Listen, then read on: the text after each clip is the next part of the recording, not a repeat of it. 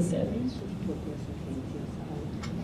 Thank you so much, Caitlin. And now I want to pass it to Daniela with Refugee Community Partnership. You heard RCP mentioned several times. RCP is amazing. I cannot say enough good things about the organization and Daniela in particular. We are so fortunate to have that agency in our community, and I know that they work a lot with town of Chapel Hill, town of Scarborough, Orange County, many players. So thank you so much, Daniela. Thank you so much for this time. I know we're running out of time, so I won't be repeating a lot of the engagement that we've done with the town, because we've heard it all. But I'm going to share a little bit about who RCP is, what RCP is, so you have an idea, and how we work, what we prioritize, so you have an idea of what we mentioned a lot in this presentation. Again, my name is Daniela, and I'm one of the co-leads with RCP. My work focuses on program and community impact. So RCP is a non-profit, it's a grassroots organization, and we are located in Scarborough, North Carolina. Our work expands in working in Scarborough, in Orange County, but we also expanded in Durham recently. We work with refugee and immigrant communities to support them rebuild their home. And when you say rebuilding home, you hear a lot of things. You know, home is where someone feels like they belong, a safe place. So we do a lot of things that supports people rebuilding their home. Kind of guiding vision or mission, we're a community-led organization. Everything that we do within our organization is led by the community. From the program we run for the way we respond, the staffing around RCP, it's all organizational, community-led. We hear from the community, we try to respond, and they're kind of like the guide of our organization. We are also a relationship first type of organization. Everything that we do is through the relationship that we build with our members. Relationship is what started RCP. That's how RCP started, from people sitting with a refugee community in their home, sharing meals, talking to one another, and building those relationships. Also, we work alongside our community, not for the community, but alongside them. We don't have all the solutions in the world. Everything that we try to do is all solution that we try to come up with is designed to come out from first experience of our community members, but we always try to work alongside them and tell them that we are a resource that you can use. We can be your ally to help you and support you navigate. We don't have the solutions, but we can try to figure it out together. That's how we work with our community members. Again, our work focuses on supporting community members survive, thrive, and do some advocacy. That's kind of like what we focus on as an organization. So what we do in supporting this language access initiative, we focus on a few things, and I'm going to share 2 things. Obviously, I can just mention who we are as an organization. We try to bring in solutions. We try to identify what are the issues or the challenges that community have, in supporting, in building, in designing solutions that support them, that support back the community. So we bring back to the table the voices of community members. And we do it through me sitting at the table and sharing the experience at our organization, or providing the interaction between members and the town and things like that. So we either go into those spaces ourselves, or we support, because we already have the relationship with our members, we support those communication and those work happen easily, because a lot of people, when they move to this country, they're trying to figure out life. There's so much going on, and having trust is what make them, comfortable sitting at the table. They're already having a hard time navigating through a lot of systems. So when you call them and you tell them that you have a meeting for them, they won't. it won't be exciting to come and hear from you because they don't know you. But when they hear, oh, RCP is organizing this, and they know RCP, and they've been with us at RCP, and they understand how they work with RCP, then we can be that bridge that supports local government or other initiatives to work directly with community members. But also, something else that we do is just when we are at the table, for example, right now, the town of Carrboro is working on their language access plan. When we are at the table, we get to know what the town is doing, where they are at in their process, and get to support them and support our member accordingly. When we know that there's no plan in town, then we know that we are navigating that space with members. But when we know that there's a plan already in place and there is already implementation of that plan, then we support our member to go directly to that place and start engaging directly.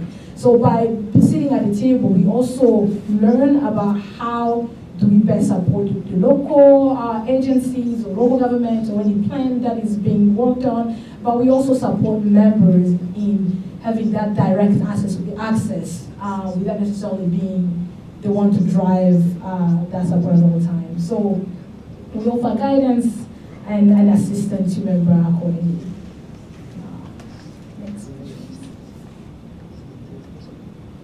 Next. Next. I know. You know, he told me to sleep. Okay, so I want to talk a little bit, because I know we've talked about language access a lot, but I want to introduce a little bit of like language justice, because a couple of years ago at RCP we started working from that lens of language access, language justice. And the way we simply define it, it's an evolving framework that gives everybody the right to communicate, to understand, and be understood in a language that they feel comfortable in, they feel good in, they feel empowered. And Caitlin just finished talking about language being very powerful. And sometimes we don't really think about it a lot. So the way we can provide access, but it's usually access, a lot of the time it's a one-way thing. Especially if you're trying to build a relationship with a community. There's beyond that accessibility, there has to be relationship built into this. So with the language justice view, we, for example, at RCP, we have community coordinators. Those are members of the community who have the experience of the community, who work directly with the community. So not only are we providing them access because they have that language abilities to communicate with members, but we're also providing a space where members can feel that they can come in at all time at RCP, and they know that they're going to be understood. They understand that everybody kind of like have an idea of who they are, because we have someone in our staff who have that lived experience, who can share from there, and everybody feel like they belong. So that's the layer the language justice give that a lot of the time language access doesn't give. So when we work with our community, it's from that lens that we do everything with them. So one thing that we realize is that the more we practice language justice internally, the better advocate we become. It's so hard to advocate for something that you don't know and you've never experienced. Right now, Caitlin is talking about, if you're looking for a space of experience, they've gone through this language access plan, they've implemented it, and they've learned that working with community, you have to be very flexible in the way you provide support. So the more you work on something, the better advocate you become, because you're understanding it better. So that's one thing that I just want to share, because it is not an easy work, but it's a necessary work. So we are not here to tell you, go and do this, it's gonna be hard work, but necessity work. But you won't learn until you're actually doing it. So we want to encourage you to do it, and once you do it, you get to understand. I mean, we are working with a community of people. People are different. Each community is different. We work at RCP. We work with a community of people who speak Spanish. Karen, Burmese, now the African community, so Pashto and Dari. And each of those communities are different. The way we provide support for each of those communities is very different. We have what we call hives, which are spaces where we communicate with our communities. And each of the hives is different for each community, for each language group. Some people, Facebook is a real place where any communication around safety, around everything happens around on Facebook. But for other people, it's WhatsApp. My community is WhatsApp. I'm from Congo, and if you want to get anything done, communicate through WhatsApp, and you get things done. So knowing and engaging with your community. So as you work and you start working, you get to understand and you get to move things accordingly. Another thing that I just also want to emphasize is working with communities is not about.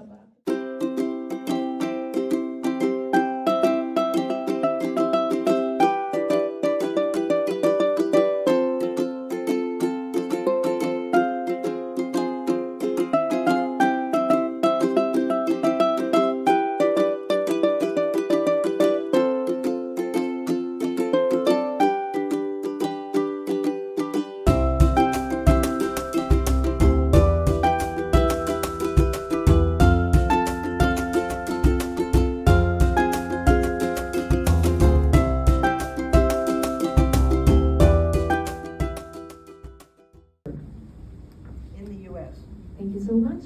And then we have Ana Cardoso, que es la gerente de importante la equidad y la inclusión del lenguaje. And to also talk about language, why language equity and inclusion is so important.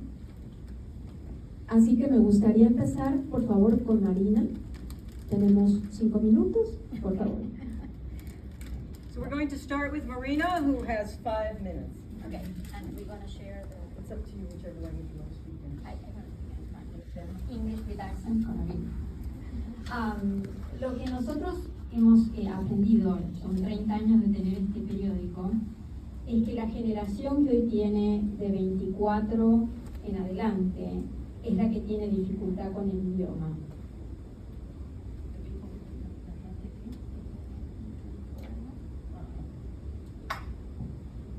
So in the 30 years that we've been working with this network, we've really learned that it's people who are aged 24 and up who have more difficulties with the English language.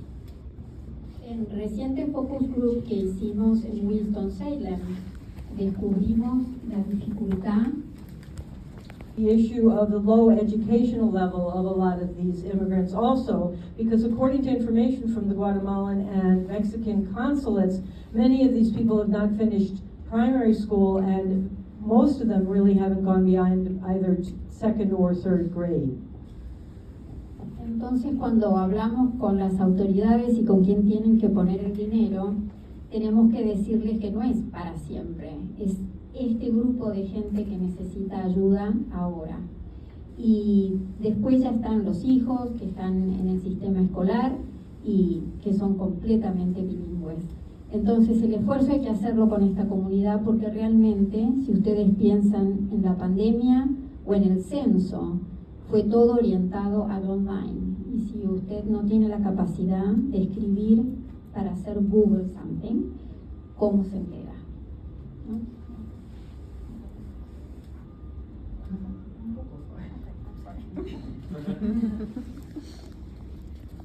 And so so for the people that we're asking for money from, we're saying this is not for always, this is for now, because we're talking about an older generation. The children of these people are going to school and they're completely bilingual. So our focus is more on an adult population.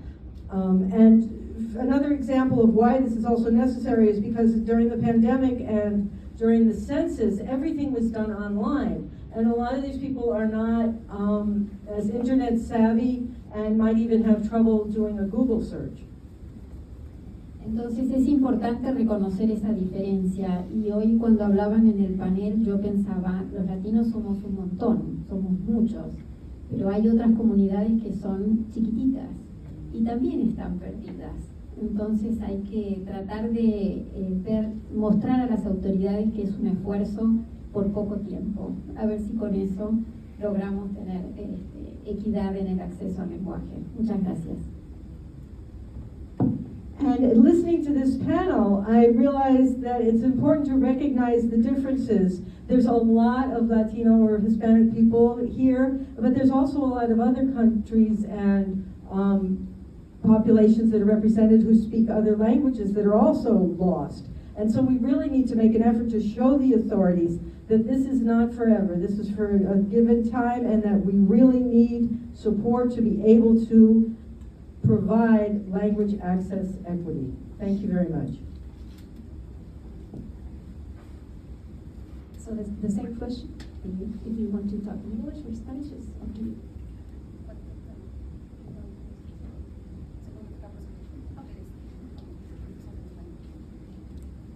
Bueno, muchas gracias por tenernos aquí el día de hoy. Yo trabajo específicamente en el área de comunidad con organizaciones sin fines de lucro y organizaciones gubernamentales. Thank you very much for having us here today. I work closely with the community, especially with nonprofit and governmental organizations. En nuestro programa tenemos un show comunitario que fue creado para servir a la comunidad más vulnerable en las áreas de salud, participación cívica, educación y seguridad en las palabras. ¿En inglés? En inglés. Y salud. ¿Y las tres?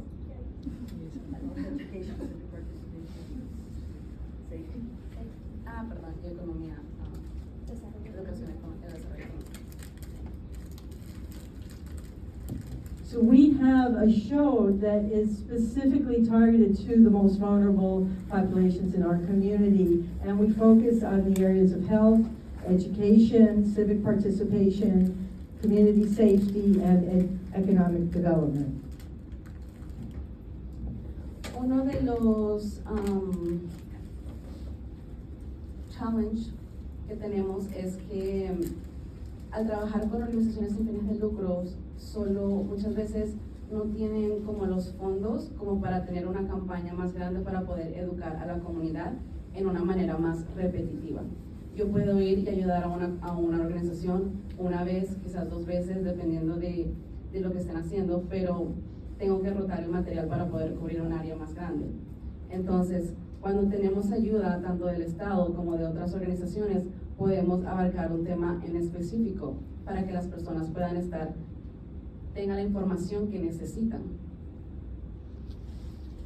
And one of the biggest challenges that we have in working with nonprofit organizations is their lack of monetary or economic resources to be able to support a large campaign to educate the community and to be able to repeat the messages over and over again.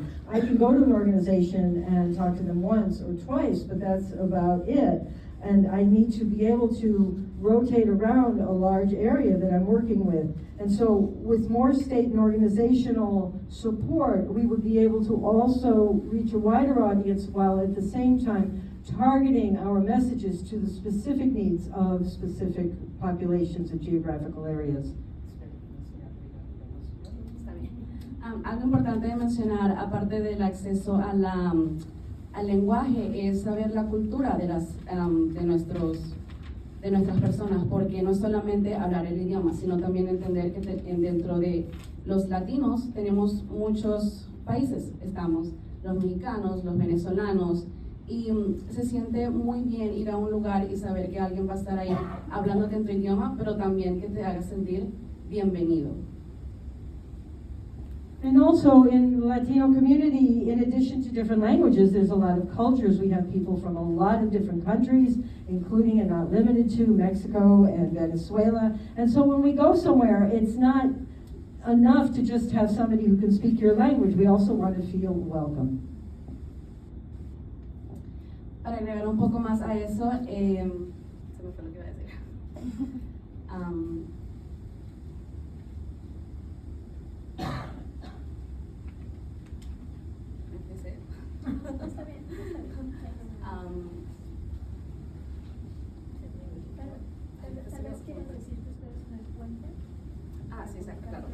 So we like to say that, I'll say it in English. We like to say that we are the megaphone to the Latino community, and that is because they have a trust in Televisa Univision, because we've been serving the Hispanic community for so long. And we understand our people. Like, we know that when we reach somebody, we're not reaching just one person. We're reaching the household. We're reaching the grandma that doesn't speak English. We're reaching the grandparents, the parents and the little kids and the grandnieces and grandnephews, and everybody in the same place. So for us, it's really important to know that our community has access to services and to know where they can go to get them. Thank you.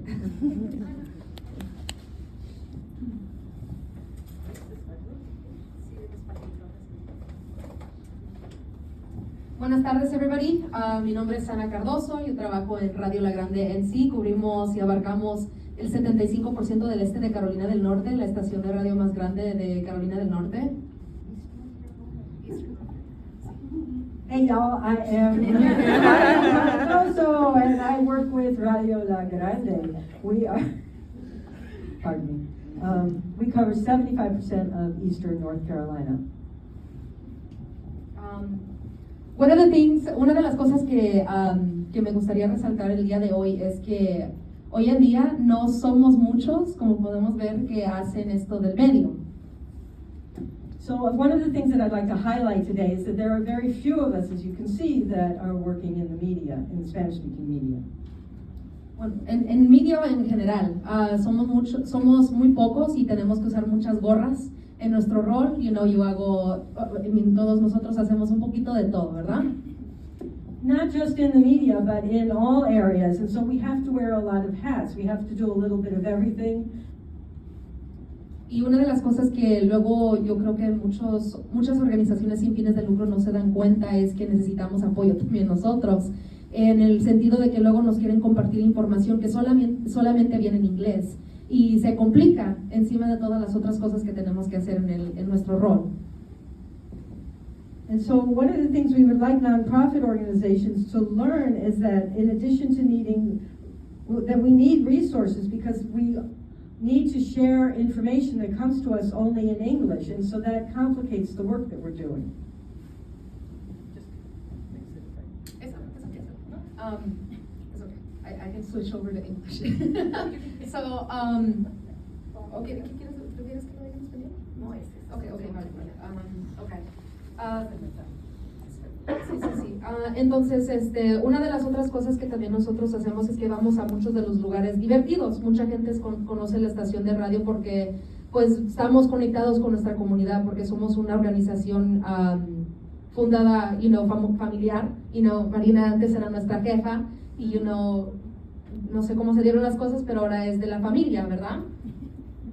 We also do a lot of fun things. We're a radio station that's very connected with families, and Marina's not just my boss, we're part of the family. We're all family here. So Marina used to be my boss, but so now the radio station is a family organization. So a lot of people come to us with a lot of confidence and comfortable because they know that we're not going to judge them. They know that we're a family that come from the ground up. So a lot of people will feel very comfortable communicating their insecurities or just lack of trust with nonprofit organizations in general. One of the things that one of the young ladies mentioned earlier very much resonated with me, because a lot of people don't want to participate in different surveys any longer because it took so long to see results. Or people no longer want to, trust the system because it failed one of their family members or whatever the case may be. So it's become very difficult to try to regain that trust once again. So that is probably just one of those things, just taking the time to try to, I find myself constantly trying to reinvent the wheel, and just trying to, recognize, yes, there were some hiccups back in the day, but this is a new year. Or, I try to see the positive outlook of things, like, let's try to do this again. Yes, I understand that there were some concerns back in the day, but what can we do better now to move forward together and be able to just be able to move forward, and just be able to, at the end of the day, bring those services and resources to the people that really do need them at the end of the day. So that's really all I can say about that.